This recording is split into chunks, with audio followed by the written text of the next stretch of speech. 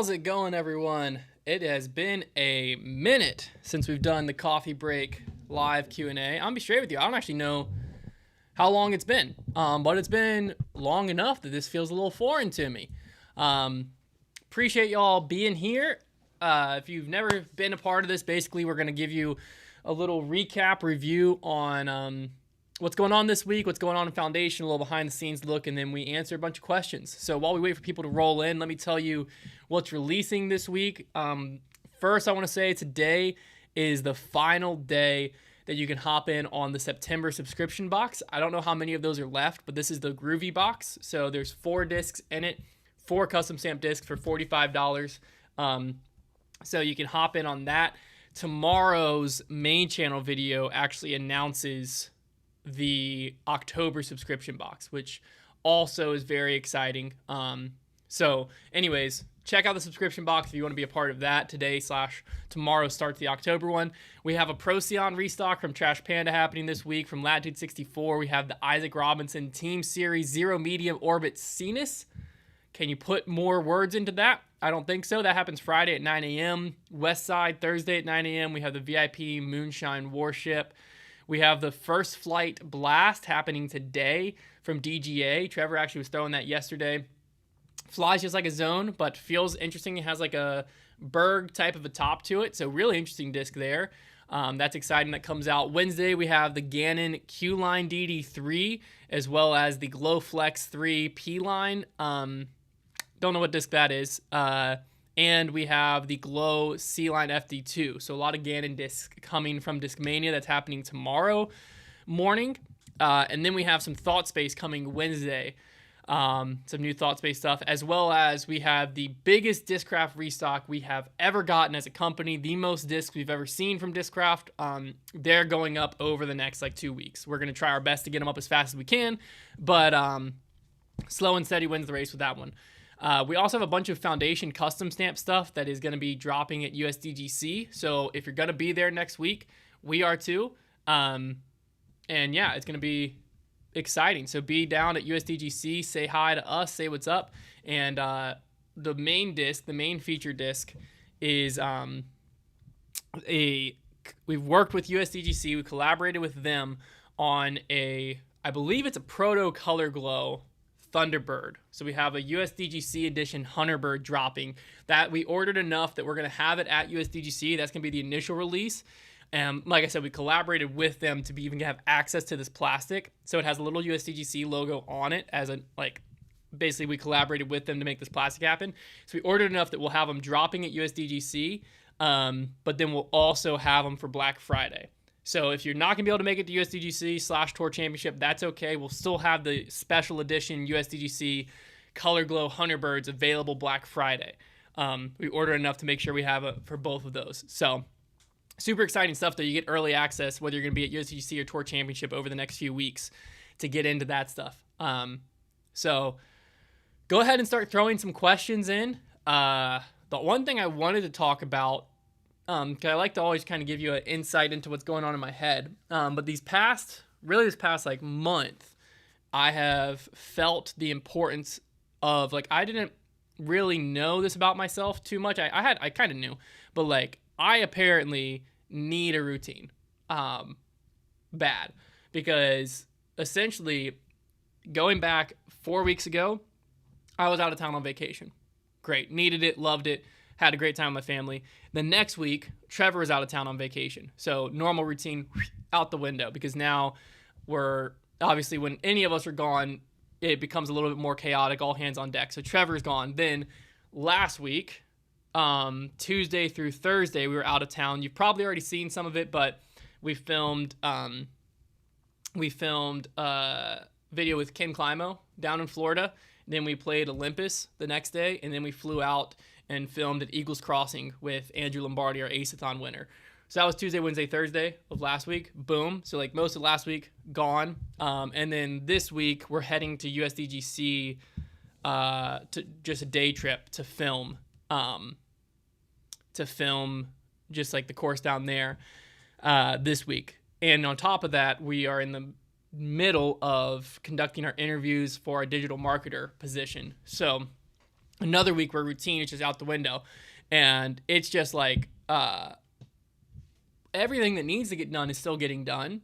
But I feel so inefficient when I don't have my like normal week-long routine. And I'm not going to get it for a while because next week's USDGC, the week after that is Tour Championship. And then the week after that, we'll finally kind of be back into our normal. But even then, it's like pushing Imposter Disc Golf release, Black Friday is coming, all that stuff. So it's a really exciting time because there's a lot of really cool stuff going on. But I feel it's a weird thing because like everything's working well, everything's going well, but I feel so out of control because I don't have my normal routine that I like literally I normally am checking I'm checking like our analytics on YouTube and like Shopify pretty much daily in some way, shape, or form. And like I've went like a week without looking at either of those, and I realized that like yesterday I like pulled up Shopify. I was like, I don't even know if we're like where we're at for the month. I have no idea. And like that just doesn't happen. But it's because I've just been thrown so much out of a routine. So I think that I don't know if that's just me or if that's humans in general, but a routine is so important. And I'm excited to hopefully get back into a routine. So anyways, little peek behind the curtain there, but a lot of fun stuff coming. And it's great that we can be at a point as a company that I don't have to have my hands in everything and everything still happens. That's a exciting spot to be at. So, all right, let's answer some questions. 4BAMC said, what's my favorite course we film at? So I'm going to say favorite local course is probably what you're asking. Probably Timbrook, to be honest with you. I never go out to Timbrook and like have a bad time. You know, plenty of other courses I can go out and have a bad time, but Timbrook, like, it's easy enough that you're gonna play decent out there, even if things aren't going your way. But I think that you always have a good time. Timbrook's always fun, so I'm gonna go Timbrook. Cole Rickson said, "Are you guys ever gonna stock Doomsday?" Maybe. I don't know. I don't know. We've had it here and there. I think we've had it in store. I don't know if we've ever had it online, but. Beam Team said it was impressive that you knew Paul's PDGA number. Do I also know Brody's? I don't know Brody's. Probably would be hard to memorize. The reason I don't know Brody's is, so the only reason, if you didn't see, I did this like trivia thing on the YouTube channel from Olympus. And when we were down there, they had us do this like trivia game. And one of the questions was Paul's PDGA number. And I knew it. And the only reason I knew it was I would be on the PDGA site and I'd need to look up Paul for whatever, be doing a podcast for the last 6 years, you know, you have to look up Paul's name for stats and stuff all the time. And if you just type in Paul McBeth, with all of his success, the PDGA's search function doesn't sort by player. It might now, but I don't think it does. It's just basically just sorted by I don't even know what. So you'd have all of these articles, all of these player of the year things, and Paul's like actual PDGA page was on like the 3rd page. And so after like 3 or 4 times of doing that, I was like, this sucks. So I just memorized Paul's PDGA number because if you type in a PDGA number, it knows, oh, you're looking for the person's page, and it pulls that up. So over the years, whenever I need to look up Paul's page for whatever with the podcast, it was just easier to just type it in. So Paul and my own are the only 2 PDGA numbers I have memorized. It just so happened that they asked me Paul's. So I looked like I knew a bunch of PDGA numbers when it's just literally the only reason I knew it is because over the years, it was easier to search 27523 and find what I needed than Paul McBeth and find what I needed. So no, I don't have anyone else's memorized, but yeah. Shay, I did not catch Cole's interview on Staggered Stance. Was it an interesting one? Q line showing up thoughts. I haven't thrown the Q line yet, but we've had it in hand for a while. I just haven't had time to take it out and throw it. It feels good. It feels interesting because you can feel the flight plates thinner. Like you can, in your hand, you can feel that. But I haven't had a chance to go throw it and see, does it mean anything? Like, does it actually do anything? We want to do a video on our second channel, our lab channel, of like throwing the like normal DD3 versus the Q line. But we just haven't had time. We haven't had time yet. So hopefully we get to here soon.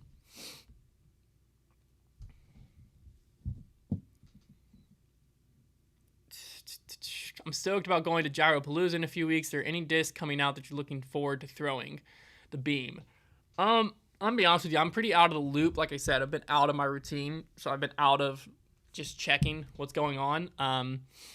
But I'm definitely excited for the new Simon line stuff. I saw they were kind of releasing some of that at MVP Open this week. The Beam, obviously, I'm excited just to, because I mean that disc has been PDG approved for like a decade now. Is that right? Am I thinking of the right one? There's like Gyro X or whatever they called it, but like has never seen the light of day. So if they're actually releasing that, of course I'm excited for that. But yeah, have fun at Gyropalooza.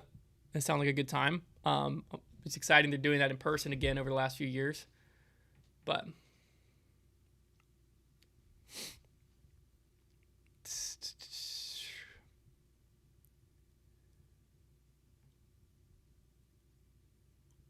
random product idea. Foundation season discs. At the start of the year, you get a custom foundation stamp design that represents the coming year.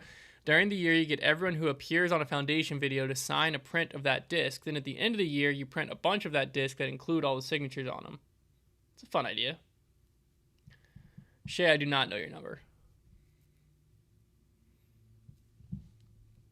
Do we have any plans for the Disc Golf Pro Tour Lynchburg Championship? We're going to be running the Isaiah 117 House Charity Tournament on Thursday night. And we have a lot of like fun releases and stuff and vending, but so during Worlds Week there weren't players like AM players, there's just pro players, so we had a lot of like fan engagement night plans, but because there's AM players and pro players, they're doing so much every night that there's not really good times to fit in. So we're just like, I think there's 2 fly marts. I think there's one Friday and Saturday. So we're just going to be at everything the Pro Tour is doing, is kind of the plan. So yeah, unfortunately we don't have a bunch of like really fun extra stuff going on.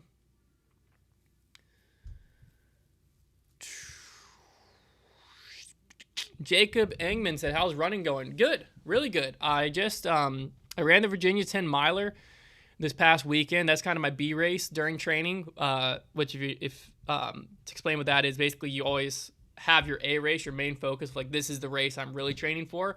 And then sometimes within your training block, you'll just throw in a secondary race. It's like, I'm not going all out for this one. This isn't my like main race I'm focusing on, but it's a good, just like check where I'm at race. So that was the Virginia 10 miler this past weekend, because I love that race. It's in Lynchburg. It's just a really fun race, super hilly, super hilly, and I was able to run it basically like I think 11 or 12 minutes faster than last year, which was great for a 10-mile race to take like a minute per mile off. I averaged a 7:58 pace because you ran a little over 10 miles, like 10.1 something. So chip time I averaged 8:04, but I was really happy with that because my goal for a half marathon in November is to run like a 7:40 pace. But during the 10 miler, there was 960 some feet of elevation gain, and the Richmond half is a net downhill course. There's not that much elevation gain in it, so I feel like I'm on a really good pace to be able to do that. So it's going well. Someone also asked about running. How do I like the Brooks Hyperion Max 3? So that's my new race shoe. I loved them. They were great. I did one speed work in them last Monday, and they went well in that. And then during the race, I was just cruising. They felt awesome. So I'm not going to run in them again until November for the half marathon. I'm going to keep using the Hyperion Max 2s for my speed work to keep those shoes fresh. But they were awesome. Very excited about those shoes. Good stuff. Any idea when the new Simon line stuff's coming out? I don't know.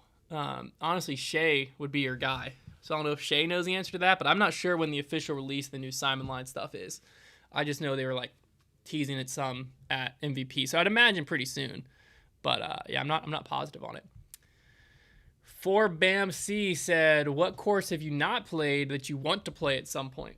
There's not many anymore. I would say Crokle. Heck, I'm wearing the shirt. Some of the European courses I'd like to play at some point. But I mean, most courses stateside I've played. Sprinkle Valley, I'd like to play that. down in Austin, Texas. I'd like to see the whole 18 that broke Kristen. Is there any others? Jonesboro. I'd like to play Jonesboro. I think that'd be fun. Shay said no official release dates for the Boca or the Aspect. They'll likely not be released for a few months to make sure the MVP Open and Gyropalooza attendees get the added exclusivity benefit. Makes sense. Garth said planning on playing Cactus Rock in Alabama. Yeah, at some point. At some point for sure. I think at some point we'll get down to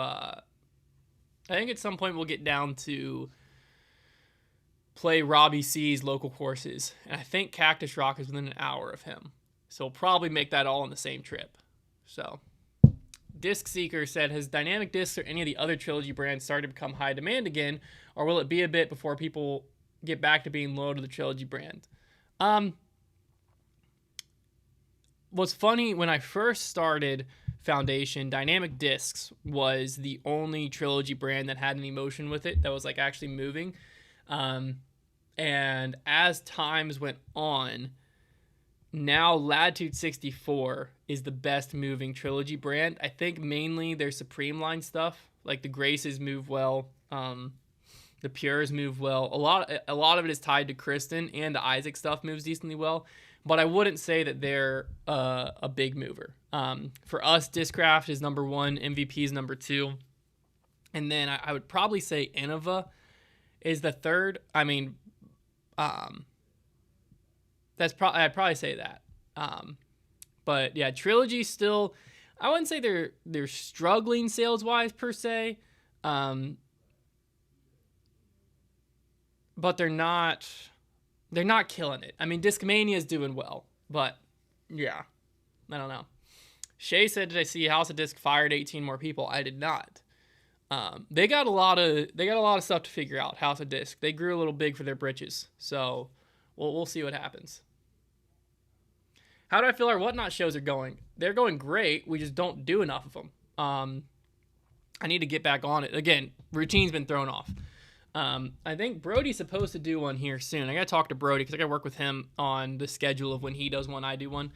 Try to get that pacing going because I love doing them. I think y'all enjoy them. And what it works out is, for, in my eyes, is like we can sell our used inventory for a little bit more than we sell in person, but y'all still get a heck of a deal on Whatnot. And then obviously we always throw in some fun extra stuff. And yeah, they're always a good success. My son loves helping with them, so we'll definitely do more. But yeah.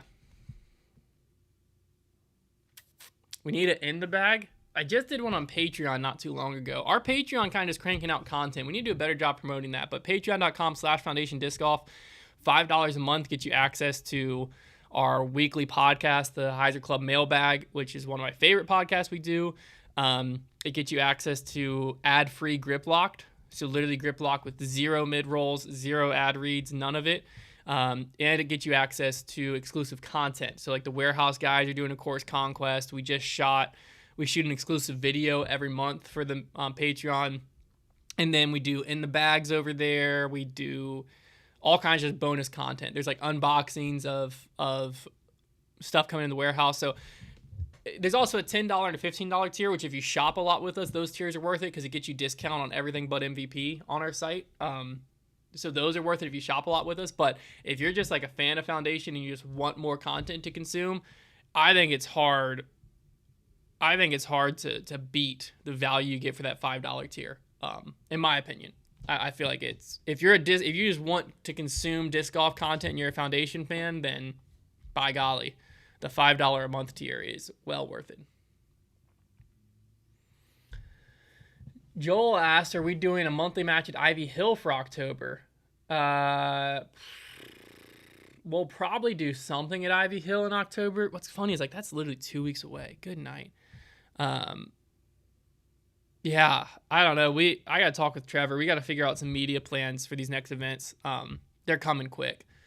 We've done a really good job of being way ahead on Black Friday. I cannot wait for y'all to see the mystery boxes that we're putting together for Black Friday. I mean, you'll see it. You'll see it. But go ahead and start planning Black Friday. You're gonna want to get a mystery box with Foundation. Rumor has it that we might be making them better and cheaper, which, I mean, who the frick's doing that in today's economy? Foundation, that's who. But last year's mystery boxes were a great success, but we got some really good feedback, and we took it to heart, and we were like, hey, if this is how you feel, we're about to blow you out of the water. So that's the goal for this year. I'm not gonna go anymore. I'm not gonna go into any more details, but we've been planning these boxes for months at this point, and because we've been so focused on Black Friday in general, some of the like content pieces around USDGC and Tour Championship are like we still gotta flush those out. So yeah. Good question. Beam Team said, why everything but MVP if Discraft sells more? MVP is one of the only companies that actually enforces and has a minimum advertised price policy. Why other people don't, I don't know. Ask them. But MVP, yeah, they have a MAP policy. So everyone has an MSRP, which is basically the minimum suggested retail price, which is like, hey, this is what we think our dish should sell for.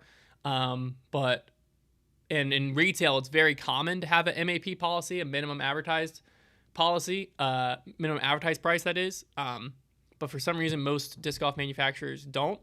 And so that you can just kind of like, I wish they did, just from a standpoint of you can't just be the biggest and therefore be the cheapest and outprice everyone. But MVP is the only one that does it for some reason. Maybe not the only one that does it. I'm not involved in that world anymore. Brad handles all of that, all of our pricing. But MVP, to price it competitively, we have to price it so low that we can't discount it heavily. So we basically have to, because to price it competitively with other brands, we can't have room with our MAP policy to have a like 10% or 15%. So we'll have certain holidays where we can, like Black Friday and stuff, and we'll take advantage of those when we can. But yeah, hopefully, again, it's not me complaining. I wish every company did that. It would make life more complicated on the back end side, but at least with MVP, you know you're playing a fair game. You know everyone is playing by the same set of rules. There is no weird, this retailer's massive, so they get really good pricing on whatever company, so they can beat our price by $3, and then it's like, yeah, of course, like, you're not going to be brand loyal to Foundation just because it's Foundation when you can go save $4 somewhere. I hope you wouldn't do that. I'm a reasonable man, but yeah, when we're playing by the same set of rules, okay, now it comes down to who can actually market the disc the best. You know what I'm saying? So, yeah. Anyways, little side note. Any plans to come to Worlds in Michigan next year? I was literally looking at that. We've never been to D-Glow. We almost went this year. I would love to. I don't know if we'll make it happen. I might just make it happen. I might go out there. But I think it'd be a really good time. So yes and no. Nothing official, but I would like to.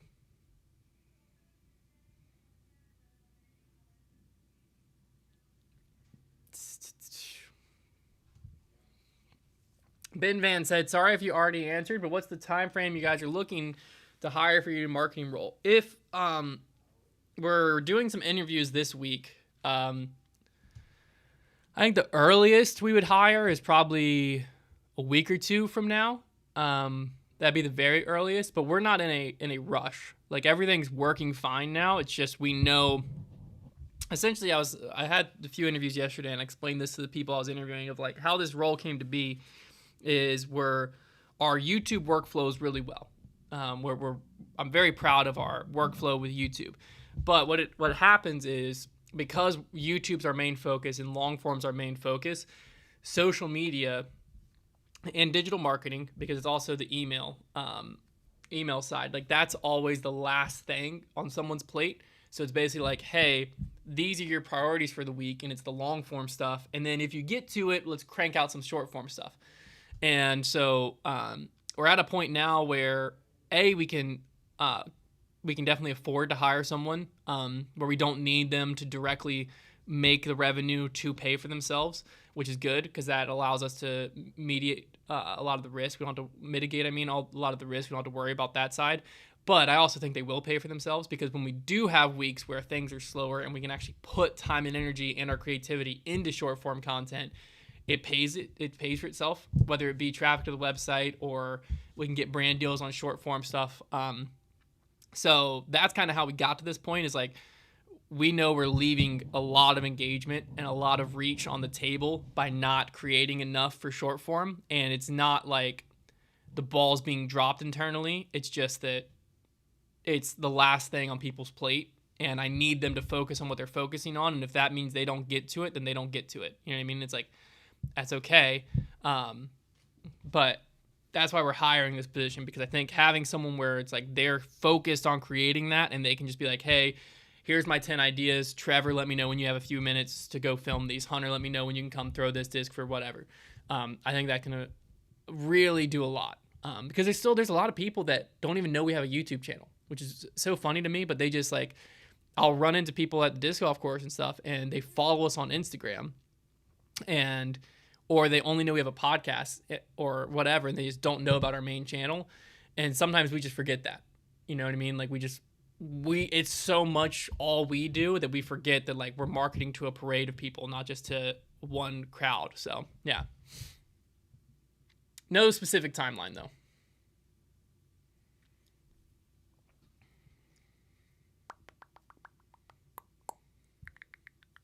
What, coffee this morning? I actually went and got coffee next door, so I don't have it with me anymore. But, yeah, I don't remember what it was. I just got a cup of drip.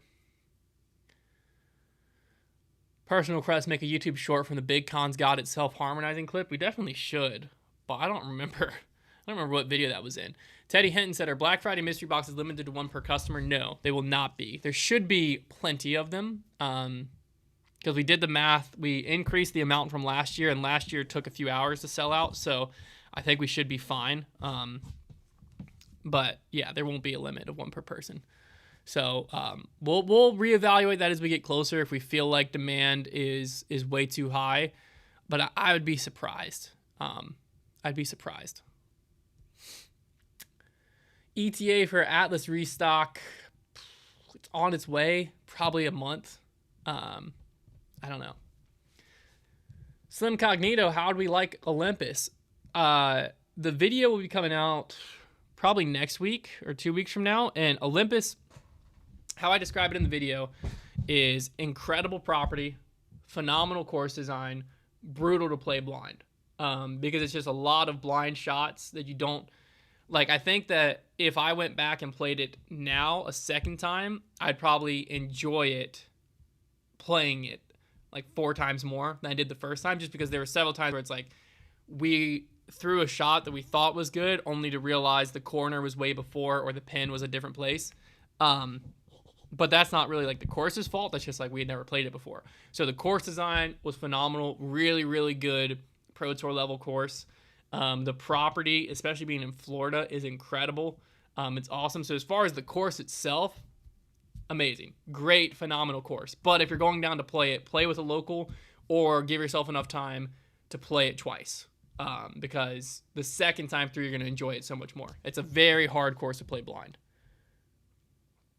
That's my opinion on it. That's what we took from it. So...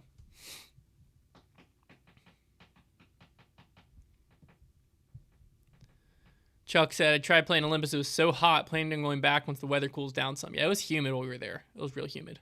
But that was a good time.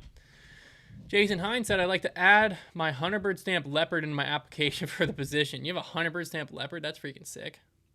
Oh, Atlas restock is sooner than you think. Okay, there you go. Any info to share about the Atlas Pro bags? In the works. I don't have any farther details, but in the works. We're not going to release it till we have it right. So, I mean, hopefully that's sooner rather than later, but we're not dropping that thing until we are ready.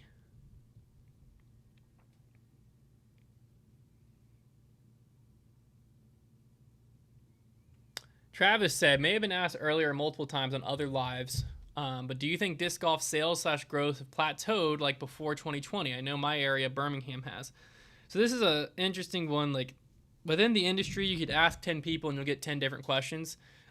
Here's my perspective on it: is disc golf was steadily growing.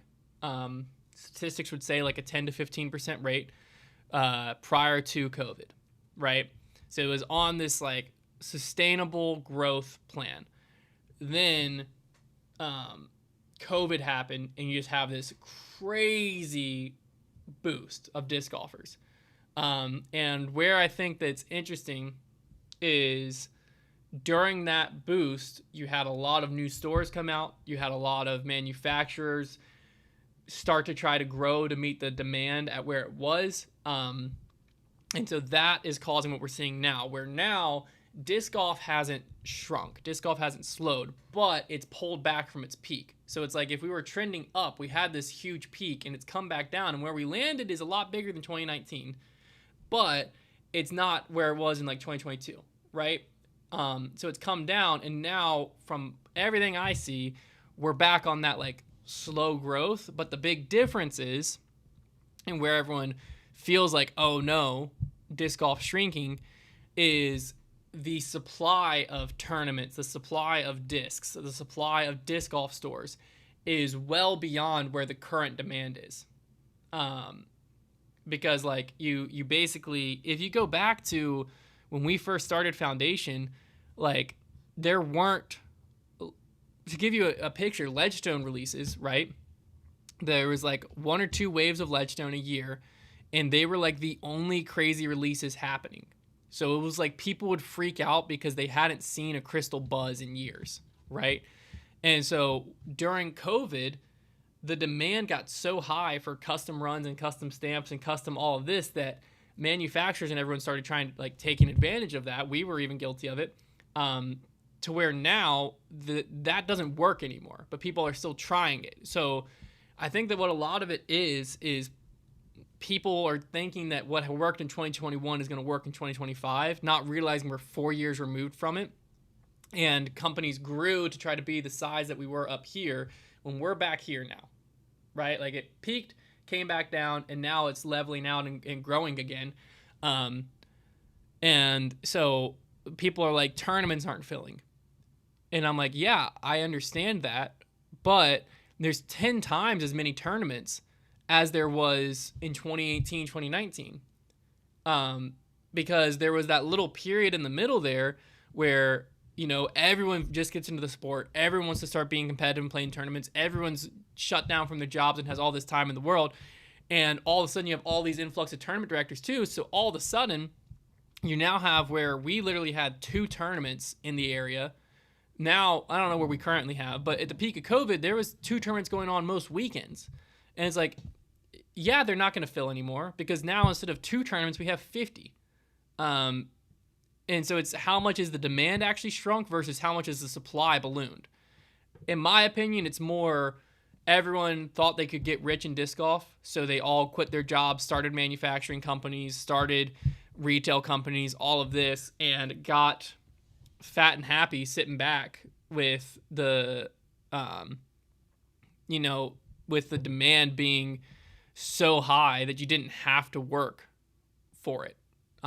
And now that you have to work for it, it just is, it's not, you can't have a bajillion disc golf retail stores. You can't have a bajillion manufacturers. You can't have tournaments every single weekend and not put any effort into making them good.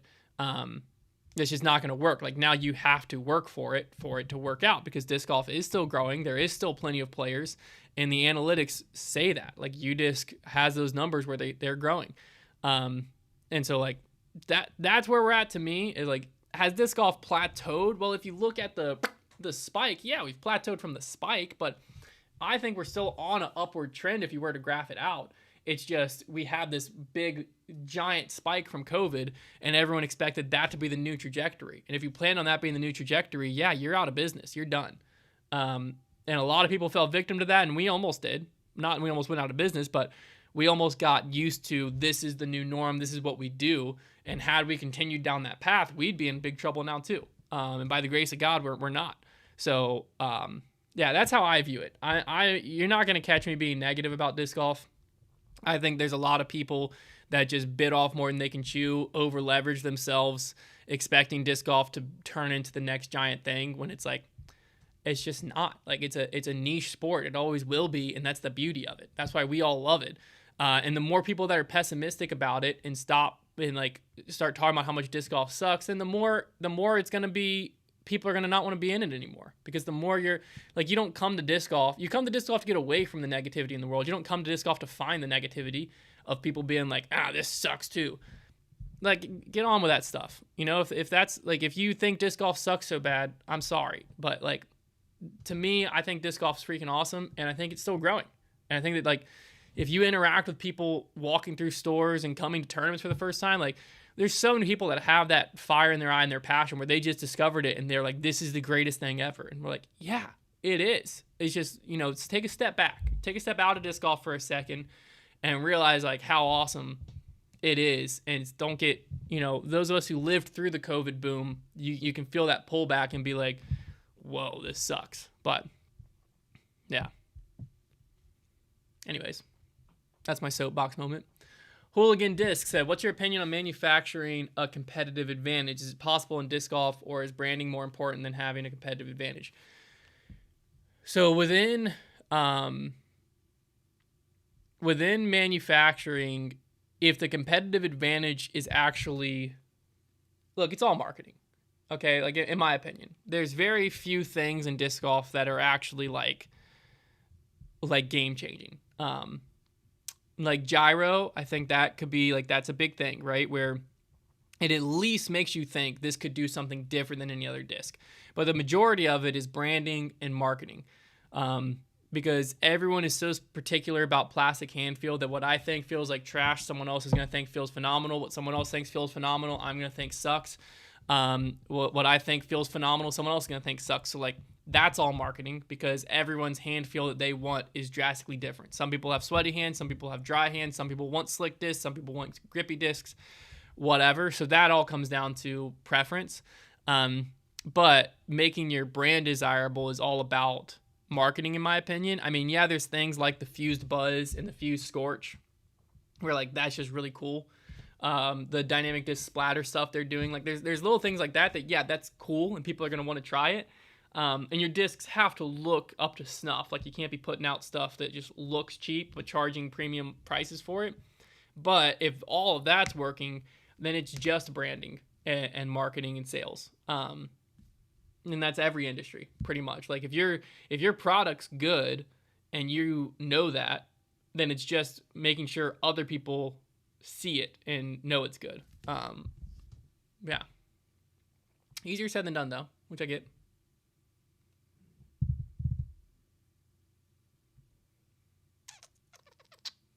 I think the other thing too that because I see some people saying like how in-person stores are closing and stuff. Another thing to consider is the life cycle of a disc golfer, right? Where we're at right now, the COVID boom happened about 5 years ago. If you've been playing for 10 years, think about yourself, right? When I first got into disc golf, those first few years are when I accumulated pretty much all the discs I have now, other than my retail store, obviously, but like my personal collection, like if I go back and look at them, a lot of them were from 2015 to 2018. Because when you first get into a new hobby, you first get into disc golf, you have nothing. You start getting better, and then you start hearing about this brand and that brand, and you got to try this putter and that putter and whatever. Versus now, I know what I like, right? I don't need to buy discs at a rate nearly the same. Does that mean I don't like disc golf anymore? No. But am I going to spend money in disc golf nearly as much? No. So I think that's another thing to measure is sales versus interest. There's two different things. Like I get excited about certain new releases. I think we saw this with the Level Up Luna, right? Where the Level Up Luna flew off the shelves. Same thing with the Power Up Buzzes. And they were able to reach into something we hadn't seen since like 2021. Well, what happened there? They was able to have that collector market happen again because they actually met, like the supply and demand equation was actually right. But it also got disc golfers excited about a plastic and a disc. So you had people who regularly aren't buying discs interested enough to buy them, right? And I think that's something also to consider is like with all these new retail stores, they're going to work really well because when you first get into disc golf, you have this life cycle of you like when I first got into it, all I had was Play It Again Sports and Infinite Discs, but mainly Play It Again Sports. I was in that use section every single day for months because I was obsessed with, like, I just got into this hobby. It was all I was thinking about, and I was like obsessed with the idea that like this DX Archangel is going to change everything. You know what I mean? So I was in Play It Again, feeling all the new discs left and right, and I am just as passionate about disc golf today, but I'm not as passionate about getting new discs because now I understand. I know what I like. I know that a brand new disc isn't going to change everything. There's some new releases that I'm excited about, and I'll try those out. But it's not like the same passion for accumulating all the new discs. So when you think of the life cycle of a disc golfer, disc golf is still way bigger than it was back then, at least in my opinion. But you also as you get more into disc golf, if you're not a professional, if you're not super competitive, you're not going to be playing tournaments at the same rate you were years ago. You're still in disc golf, but you're not playing tournaments at the same rate you were. You're still in disc golf, but you're not buying discs at the same rate you were. And so if we look at when the COVID boom was to where we are now, it makes perfect sense. Where years later, you still have all these disc golfers still in the sport, still playing regularly. I mean, if you look at the amount of rounds that are going on in our local courses, it's ludicrous. There's so many people playing, but that doesn't mean there's so many people buying discs and so many people playing tournaments, because that's the life cycle of a disc golfer, right? We're years into this. You're not buying at the same rate. And so I think that's something that also has to be considered here too, is just because interest in tournaments and interest in purchasing new disc slows up and goes down, the sport didn't slow up and go down. You just have more mature players now. You have players who are years into this thing that don't need to play a tournament every single weekend. They have their 1 or 2 tournaments a year they like, and they'll play those. Or maybe they're just like, hey, to be honest with you, I want to play Ledgestone and US AMs this year. Those are my 2 big tournaments I want to get into. And that's that. I'm not going to play every single C tier and every flex start. That's something else to think about. I mean, but that's also how everything is. You know what I mean? Like, when I first got into golf, all I could think about was buying the new, putting tools and, you should accumulate stuff. When you first get into a hobby, you're super excited about it. I still love golf, but I haven't bought something for golf in months. Obviously, playing rounds costs money, but that's how it is. When you first get into a hobby, you have nothing. You're introduced to this whole world. You're going to accumulate like crazy up front, and then you're going to slow down.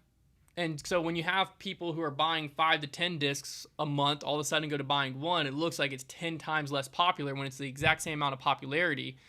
People-wise, it's just the purchasing power went down because they're not interested in buying every single new release anymore, because they know, I want to try that new Simon Line disc that comes out, but another stamp on a Crystal Buzz I don't care about because I have 30 buzzes at this point. You know what I mean? Wait, a brand new disc won't finally make me a good player? The heck you say? You can keep trying it. I encourage you to keep trying it. FoundationDisc.com might have the one you're looking for, but no. There's some discs that'll definitely, if you have the right disc in your hand, it will make you better, but it's the archer, not the arrow. If you're good at disc golf, you're good at disc golf,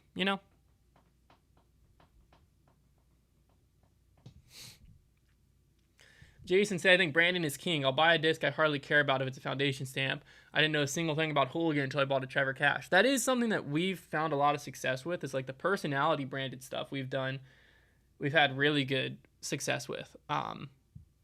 And I think that's something where that's kind of our competitive advantage, is our content allows us to create hype around discs that we are genuinely excited about. Like Connor genuinely loves the Shaman. Trevor genuinely loves the Cash. I freaking loved a Thunderbird and a Firebird for years. So for us, it's almost like a dream come true to have our face on a disc that we love, and that passion paired with our content makes a popular release. And that's what it takes. Is it takes a formula now. It's not just literally in 2021, it was slap any stamp that on a cool plastic of a disc and it's gonna sell, and that's all you have to do. You don't have to change. You don't have to change anything else. You know what I mean? But yeah. Okay, we'll go one more question and then we'll wrap this thing up. So I can get back to work. Try to get back into a routine just for it to be broken again.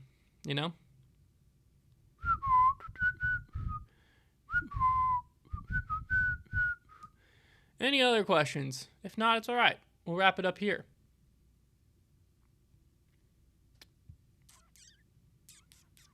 All right, that'll be it. We'll wrap it up here. No other questions pouring in, so be sure to check out foundationdisc.com. Like I said, a lot of fun stuff happening over there, a lot of cool restocks, including the biggest Discraft restock we've ever had. If you live anywhere close to USDGC, get your booty butt there next week, or if you can't make it there, come to our house, the Tour Championship.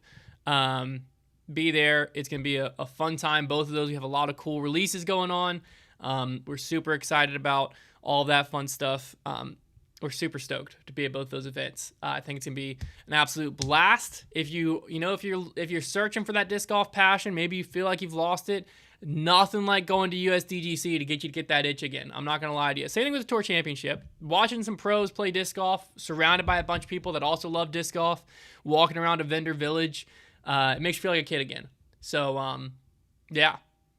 Get out there, play some disc golf this weekend, and don't listen to the negative Nancys. All right? Be the light in your community. Be a positive person. Disc golf's on the up and up. Don't listen to anyone that says otherwise. They just don't know what they're talking about. They are buying into there's people that are over-leveraged. Yeah, there's people that have messed up and thought disc golf was going to be massive, like during COVID, but that doesn't mean that the sport slowed, okay? So don't listen to them because they're just, it's okay. They're struggling to figure it out too, but disc golf's still freaking awesome. So yeah, hopefully y'all feel that in your area. I know we feel it here. So we will see y'all at the events coming up soon, and I'll see you again. Will I see you again next week? I'll see you again next week. Talk to you then.